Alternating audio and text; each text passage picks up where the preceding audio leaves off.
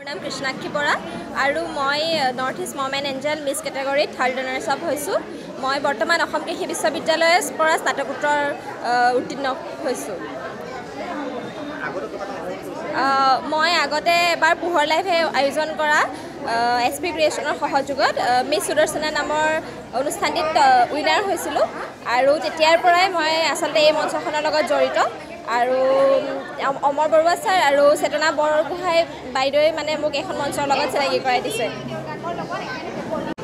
মোৰ নাম লাকী বৰা দাস। মোৰ মা ঘৰ মাজুলীত আৰু হাজবেণ্ডৰ ঘৰ পাঠশালাত। মোৰ এগৰাকী 10 বছৰীয়া কন্যা সন্তানৰ লগতে দুমহীয়া পুত্ৰ সন্তানৰ মাতৃ মই। খুবেই ভাল লাগিছে।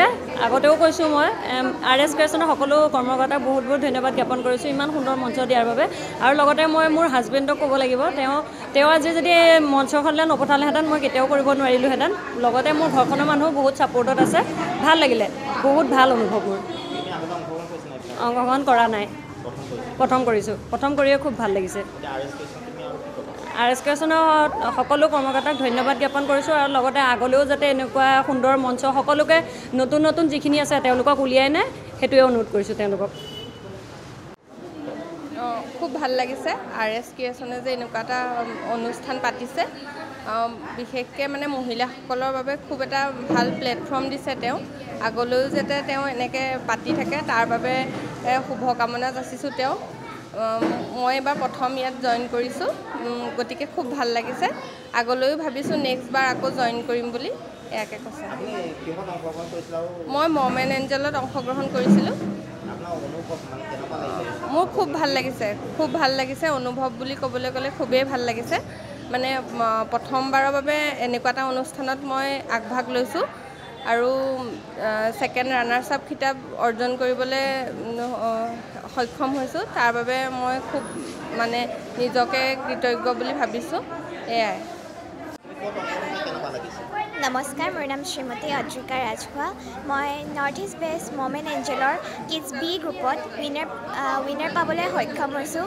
আৰু মই প্ৰথমতে ৰিজু মেমক ধন্যবাদ দিছোঁ, কাৰণ কি তেওঁৰ কাৰণে আজি মই ইমান এখন ডাঙৰ মঞ্চ পাইছোঁ নিজৰ প্ৰতিভাসমূহ দেখাবলৈ। আৰু ধন্যবাদ, মোৰ খুবেই ভাল লাগিছে। নমস্কাৰ, মোৰ নাম কবিতা হাজৰিকা। মই বোকাখাটত মোৰ ঘৰ আৰু মোৰ দেৰগাঁৱৰ বোৱাৰী আচলতে। এয়া মোৰ শাহু হয় আৰু এই অনুষ্ঠানটোত মোৰ শাহু, মই আৰু মোৰ 6 বছৰীয়া ছোৱালী তিনিজনীয়ে আমি পাৰ্টিচিপেট কৰিছিলোঁ। খুব ধুনীয়া এটা অনুষ্ঠান আচলতে।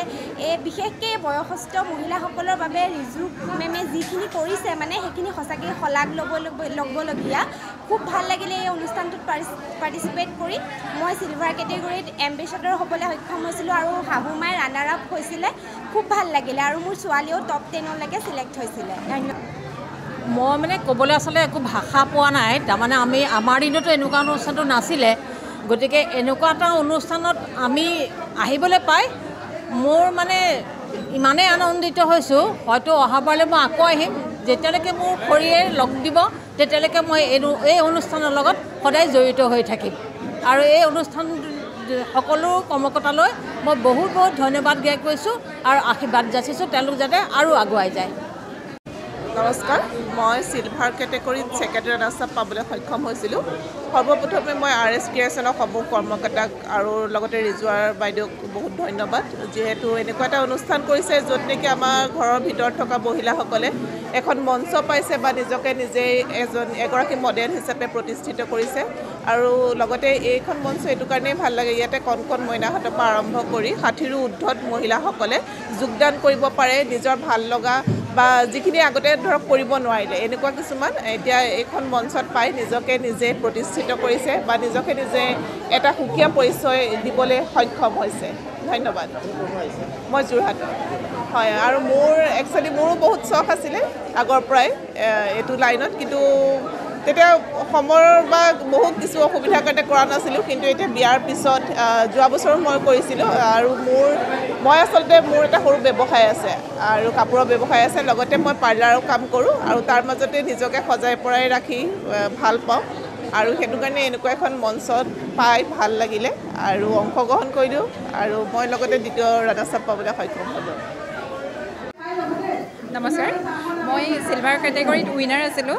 মই বোকাখাটৰ পৰা আহিছিলোঁ। খুবেই ভাল লাগিলে, খুব ধুনীয়া এটা অনুষ্ঠান। RS ক্ৰিয়েশ্যনৰ ৰিজু বাইদেৱে আমাৰ মহিলাসকলৰ কাৰণে খুব এখন সুন্দৰ মঞ্চ দিছে। অকল মহিলাসকলৰ বাবে নহয়, শিশুৰ পৰা আৰম্ভ কৰি 50 বছৰৰ ঊৰ্ধৰ সকলো মহিলাৰ বাবে এখন সুন্দৰ মঞ্চ তেখেতে দিছে। আৰু ফেশ্বন বুলি ক'লে আজিকালি চুটি কাপোৰৰ কথাই মনলৈ আহে, কিন্তু তেখেতে সেই মানুহৰ ধাৰণাটো সম্পূৰ্ণৰূপে সলনি কৰিছে। আমাৰ পৰম্পৰাগত সাজপাৰেদিও যে এখন সুন্দৰ সৌন্দৰ্য প্ৰতিযোগিতা পাতিব পাৰে, তেখেতে কৰি দেখুৱাইছে আৰু খুব ভাল লাগিলে। বহুতো অভিজ্ঞতা পালোঁ, বহুত নজনা কথা শিকিবলৈ পালোঁ। তেখেতক বহুত বহুত ধন্যবাদ আমাক এনেকুৱা এখন মঞ্চ তেখেতে দিয়াৰ বাবে। মই ডেৰগাঁৱৰ পৰা আহিছোঁ। মই North east best angel mom and এঞ্জেলত মই ছেকেণ্ড ৰানাৰ্ছ আপ পাইছোঁ।